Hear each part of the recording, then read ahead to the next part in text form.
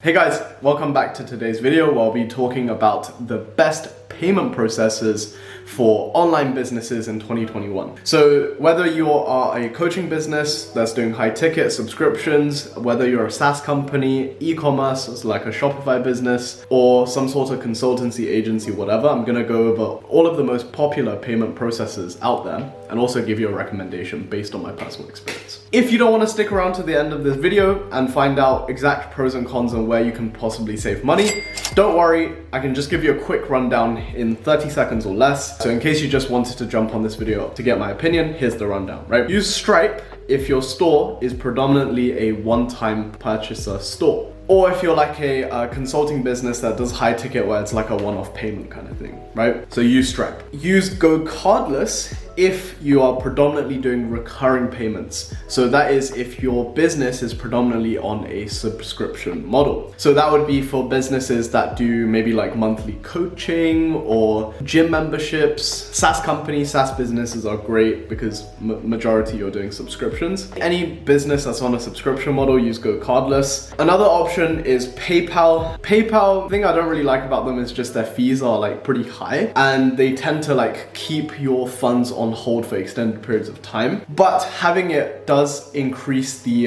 conversion rate. So if you're a Shopify business, I would recommend having PayPal as a option because you're going to see a increase in your conversion rates. And lastly, it's gonna be Square. So Square is a great option as well. They do online payments, but I believe most of their user base comes from the retail brick and mortar space. So if you're a retail brick and mortar business, then Square is probably the best bet. And lastly, you have Shopify Pay.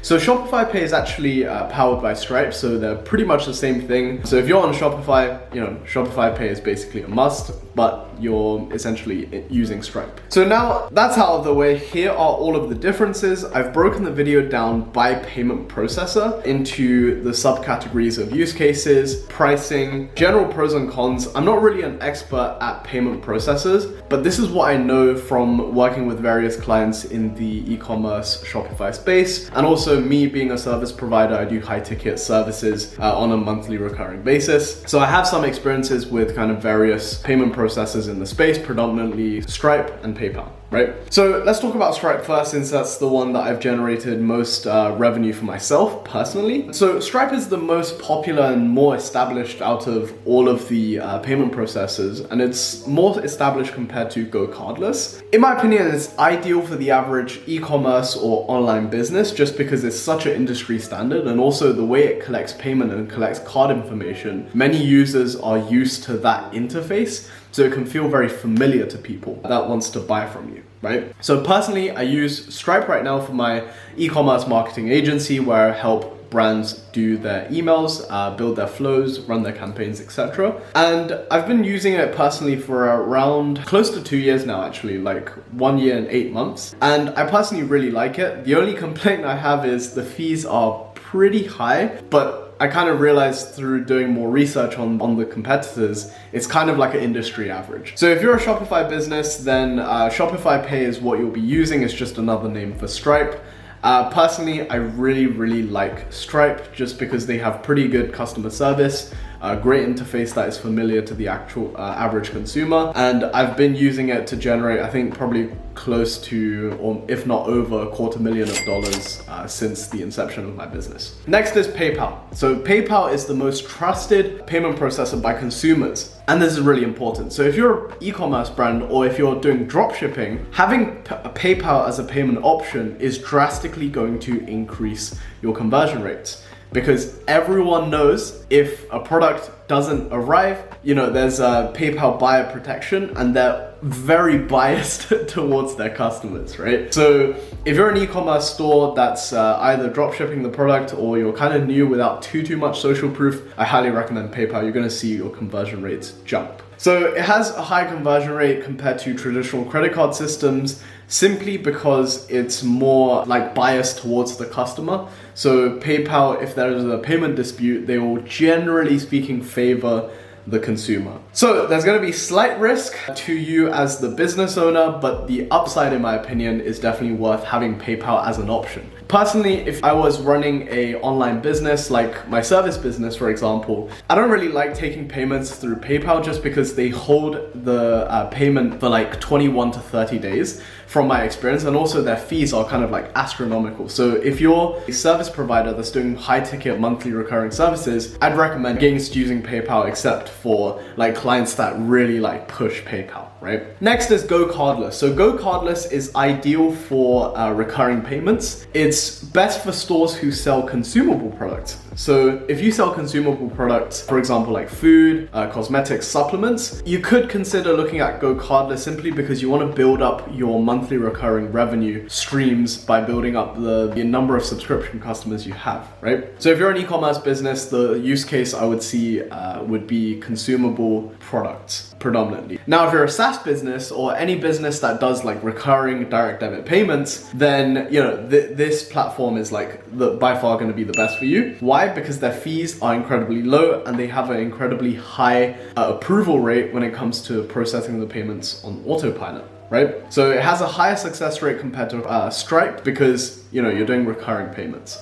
Next is Square. So Square is best, in my opinion, for brick and mortar businesses as they offer card machines in real life, right? They can also be good for online because, but personally, like I prefer the interface of Stripe just because most consumers are used to the Stripe checkout interface, whereas with the Square one, it might not be as intuitive, or people might think, oh, this looks different compared to every other store I've shopped at, and they might create inherent like distrust with if you're using Square. That would just be like a really, really minor issue though, so I wouldn't let that sway your judgment, right? Now let's talk about pricing. So pricing is actually really important. When I first got into the business space, I was just like, payment processor pricing is literally just the cost of doing business. I'm not gonna think about it too much. But if you're processing like $500,000 a month, $250,000 a year, it really does add up. That 3% is like, last year I paid Stripe over $6,000. Something crazy like that, right?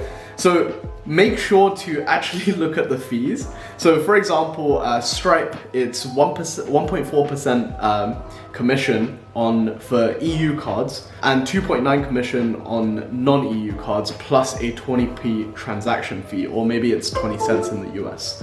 Right, I'm not too sure, simply because I'm on UK Stripe. Next is PayPal. PayPal is by far like the most expensive I've seen from personal experience because I've taken payment a few times via PayPal and it just seems like they offer the worst exchange rate. Don't quote me on that because I really don't understand anything about FX exchange rates. But generally speaking, like I'm pretty sure PayPal has a much higher fee. I tried to look up their fee structure for this video and it was just really complicated. So if you want to check out PayPal's fee structure, go into the description below where I'll have a link to their explainer page about this. But they have a pretty complex fee structure and I know for a fact that's definitely higher than Stripe from personal experiences. Next is GoCardless. So GoCardless is by far like the cheapest platform, right? It's 1% on EU cards, 2% for non-EU cards, and a 20p transaction. Now, you might think, oh, okay, that's not too much lower than Stripe. But here's why it is lower. So that fee is capped at £4 or €4 if you're in the EU. I'm guessing it's probably like $4 or $5 in the US, with a 0.3% fee applied to anything above £2,000 or €2,000. So GoCardless has the lowest fee by far because you're basically paying £4 and then 0.3% of anything on top of 2,000. So if you're selling high ticket monthly recurring services, this is huge. Right? Next is Square. Online transactions would be 1.9% for EU and 2.9% for non-EU, so pretty much the same as Stripe, except minus the 20p per transaction fee. So overall, if you're an e-commerce business, I recommend you use both Stripe and PayPal. I don't really like using PayPal personally, as I said, because of the high fees and the hold rate, but it has been shown to increase conversion rates if you're an e-commerce business. Right, so if you're doing e-commerce, physical products, whatever, I'd recommend having PayPal as an option. Now, if you're a business model that relies on recurring transactions, so monthly subscriptions, weekly subscriptions, anything where you're taking smaller amounts on a monthly basis consistently, then I would recommend GoCardless. No matter if you're an e-commerce, SaaS, coaching, or anything else, I recommend GoCardless because of their high success rate, and also they have the lowest fees by far, so it's kind of a no-brainer. right? And lastly, for Square, I personally recommend Square for local brick and mortar or like retail businesses, but because I'm pretty sure they're more specialized towards local brick and mortar, but they do have adoption in the online space as well. But I do believe that Stripe is much more widely used, which is why I prefer Stripe over Square. That being said though, Square does have slightly more attractive fees. So if you're doing like low ticket, for example, right, online, like where your average order value is, let's say like 10 to kind of like 20 bucks, then that 20 cents per transaction or 20p per transaction fee could really add up, because that's like 1% of your AOV, right? So I'd let it kind of sway you potentially if you're on a lower average order value, but if you're a high AOV or high ticket service, I wouldn't worry about the 20 cents, 20p, 20 transaction fee, right? So yeah, that's it for the end of this video. Thank you so much for watching till this point. If you have any questions, let me know in the comments below and I might make a follow-up video. I'm not affiliated, sponsored by any of these payment processing platforms, so choose whichever one you feel is best for your business. This has just been like what little research I've done and also my personal experience. So yeah, thank you so much for watching this video. Links to these payment processes will be in the description, and I'll see you guys in the next one.